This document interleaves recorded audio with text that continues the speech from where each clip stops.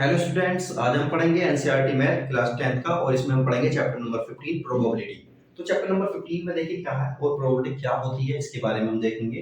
तो प्रोबेबिलिटी क्या होती है? Probability is a concept, probability concept होती है व्हिच न्यूमेरिकली मेजर्स, जो मेजर करती है न्यूमेरिकली मतलब नंबर को मेजर करती है इस तरह से the degree of certainty of the occurrence of the event, कि वो इवेंट होने वाला है जो उसकी डिग्री मतलब होने की संभावना है नहीं है कितनी है, उन सब के बारे में जो हमें इंफॉर्मेशन देती है उसे हम बोलते हैं प्रोबेबिलिटी।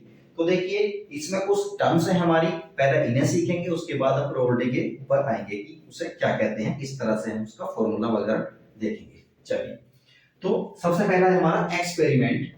सबसे पहली टर्म आएगी हमारी एक्सपेरिमेंट। ये क्या होती है? Produce some well defined outcomes. तो एक्सपेरिमेंट क्या होगा? कुछ वेल डिफाइंड हमारी आउटकम्स होंगी, वो पूरा का पूरा प्रोसेस हमारा क्या कहलाएगा? इवेंट्स कहलाएगा। जैसे कि हमने एक कॉइन को उछाला, जब कॉइन को टॉस करेंगे तो हेड आएगा या टेल आएगा, तो जो आउटकम आने वाली है वो वेल डिफाइंड है, हमें पता है या तो हेड आएगा या टेल आएगा। तो जब हम टॉस को उछालेंगे मतलब कॉइन को टॉस करेंगे उछालेंगे तो क्या होगा? हमारी जो आउटकम आएंगी, यानी ये पूरी जो हम एक्सपेरिमेंट कर रहे हैं इसे ही हम एक्सपेरिमेंट बोलेंगे। कॉइन को टॉस करना उसे ही क्या बोलते हैं? हम एक्सपेरिमेंट बोलते हैं। नेक्स्ट है हमारा रैंडम एक्सपेरिमेंट। रैंडम एक्सपेरिमेंट एक ऐसा एक्सपेरिमेंट होता है जिसमें हम पहले से ये नहीं बता सकते कि आने वाला क्या है। जैसे कि हमने एक कॉइन को टॉस किया, कॉइन को जैसे हम टॉस करेंगे तो या तो हेड आएगा या टेल आएगा, लेकिन किसी वजह से अगर हमें पहले ही पता चल जाए कि इसमें तो हेड ही आना है तो वो रैंडम एक्सपेरिमेंट हमारा नहीं रह जाएगा। तो रैंडम एक्सपेरिमेंट ऐसा एक्सपेरिमेंट जिसमें जब हम किसी इवेंट को कर रहे हैं तो हमें पहले से पता ना हो, पहले से पता अगर नहीं है कि क्या आएगा तो वो क्या बन जाएगा? हमारा रैंडम एक्सपेरिमेंट बन जाएगा। अब इसके कुछ एग्जांपल देख लेते हैं कुछ चीजों के। तो देखिए, टॉसिंग अ कॉइन, जब हम एक कॉइन को टॉस करते हैं उछालते हैं तो या तो हेड आता है या टेल आता है। तो हम आउटकम के बारे में बात कर रहे हैं कि आउटकम आखिर क्या क्या आ सकते हैं। इसी तरह से देखिए थ्रोइंग अ डाई, एक डाई आपने देखा होगा, लूडो का जो पासा होता है ना, उसे जब हम उछालते हैं, जब उसमें क्या क्या आ सकता है? 1 2 3 4 5 6 में से कुछ भी आ सकता है हमारा। तो और भी हो सकता है, जैसे कि जो प्लेइंग कार्ड होते हैं ताश के पत्ते, तो उसके बारे में भी इसमें पूछा जाता है, उसके बारे में भी हम बात करेंगे।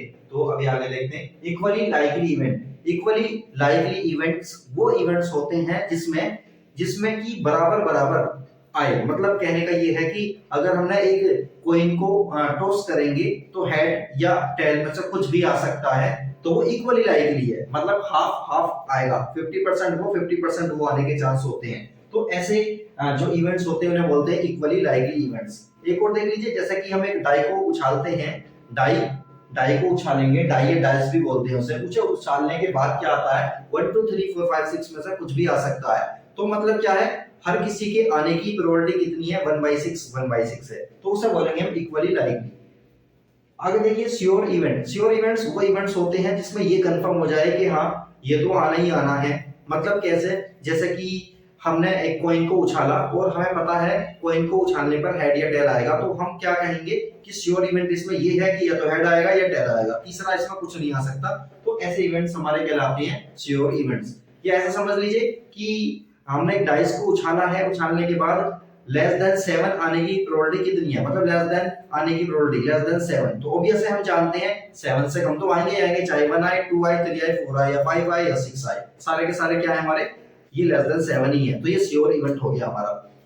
इम्पॉसिबल इवेंट्स, ऐसा इवेंट्स जिसमें जो हमारी आउटपुट आने वाली, आउटकम आने वाली है वो ना आए।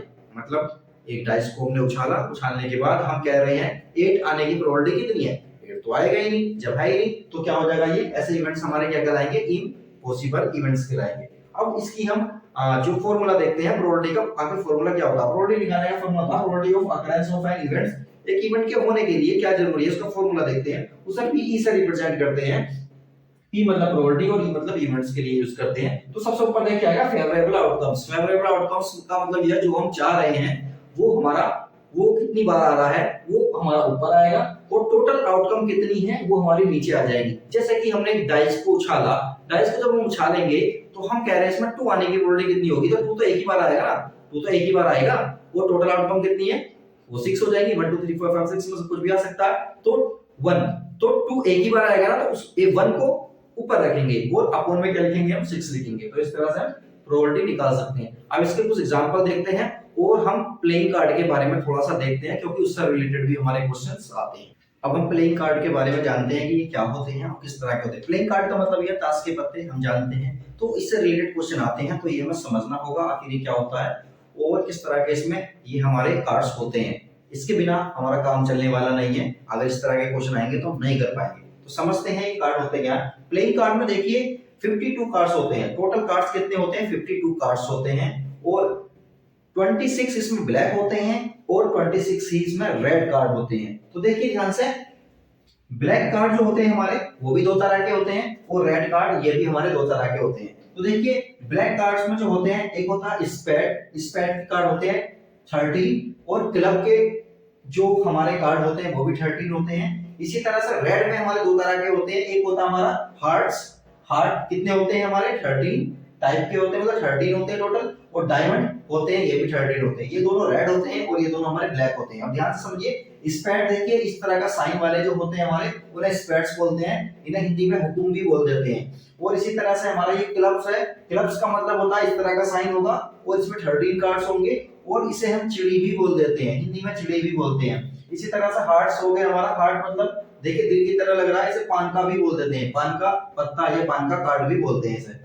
इसी तरह से डायमंड है हमारा, डायमंड को हिंदी में ईंट का पत्ता भी बोलते हैं लोग। तो ये हमारे कार्ड्स हो गए टोटल 13 13 13 13, तो टोटल मिलाकर 52 कार्ड्स हो जाते हैं हमारे।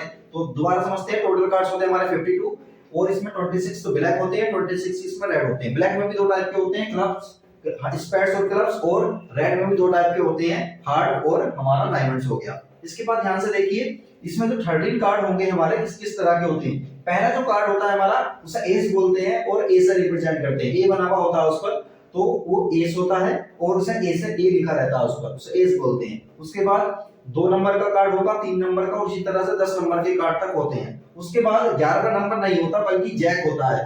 क्या होता है, उसे बोलते हैं जैक। उसके बाद जैक को हिंदी में गुलाम भी बोल देते हैं कुछ लोग। आगे देखिए ये होती है हमारी क्वीन, क्वीन मतलब रानी भी बोल देते हैं उसे, और ये होता है लास्ट का पत्ता होता है हमारा किंग। तो इस तरह से हमारे 13 हो जाते हैं। देखिए 1 हो गया, 2 3 और इस तरह से कितना हो गया, यहां से लेके यहां तक ये हो गए 10 11 12 13। तो ये सभी ये 4 टाइप के जो हमारे कार्ड्स हैं ये सभी में हमारे ये होते हैं। जो एस होते हैं हमारे यानी इक्के जो होते हैं हमारे वो भी 4 होते हैं, एक हो गया इसका, एक इसका, एक इसका, इसका, सबका हो जाएगा। इसी तरह से 2 जो होता है वो सबका होता है। इसी तरह से सारे कार्ड सबके होते हैं। तो 13 जो कार्ड्स होंगे सभी के 13 13 सभी का ये इस तरह के होंगे। इसके बाद आगे देखिए, एक होता है इसमें फेस कार्ड। ये भी एक चीज आती है, फेस कार्ड आखिर कौन से होते हैं। फेस कार्ड का मतलब ये है जिन पर हमारा जो फेस बना हुआ है उन कार्ड्स को बोलेंगे। देखिए यहाँ पर ए पर कोई फेस बना हुआ नहीं होता, 2 पर 3 पर और 10 तक इनमें कोई फेस बना हुआ नहीं होता, लेकिन जैक पर फेस बना हुआ होता है, क्वीन पर भी और किंग पर भी फेस बना हुआ होता है। अब ध्यान से देखिए, एक तो इसका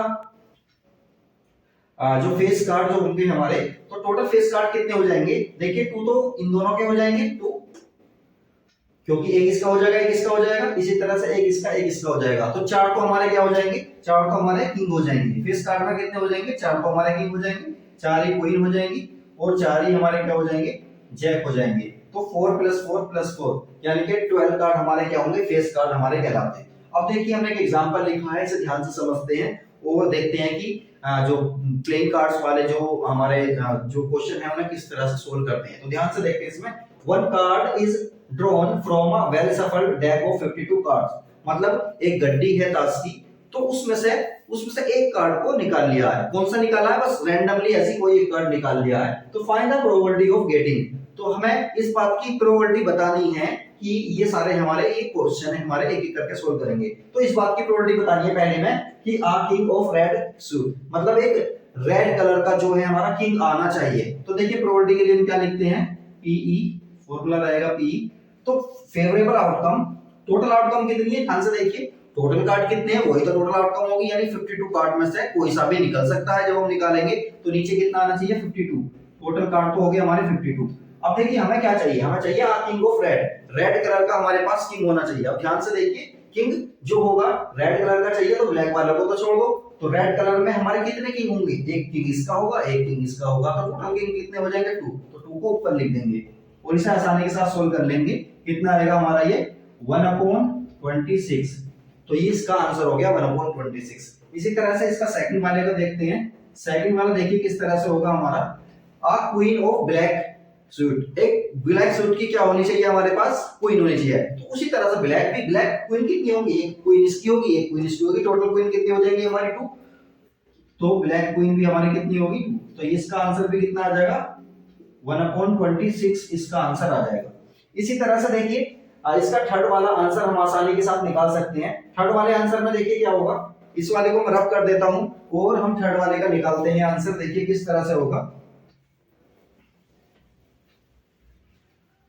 तो थर्ड वाले को देखो ध्यान से, अ जैक ऑफ हार्ट क्या आना चाहिए, a jack of heart. Heart का जैक आना चाहिए। तो हार्ट का जैक हम देखते हैं, ये हार्ट हो गया और इसमें कितने जैक होंगे, सिर्फ एक ही जैक होगा। तो कितना आंसर आएगा ऊपर 1/52। बस यही इसका आंसर हो जाएगा। इसी तरह से लास्ट वाले को देख लेते हैं।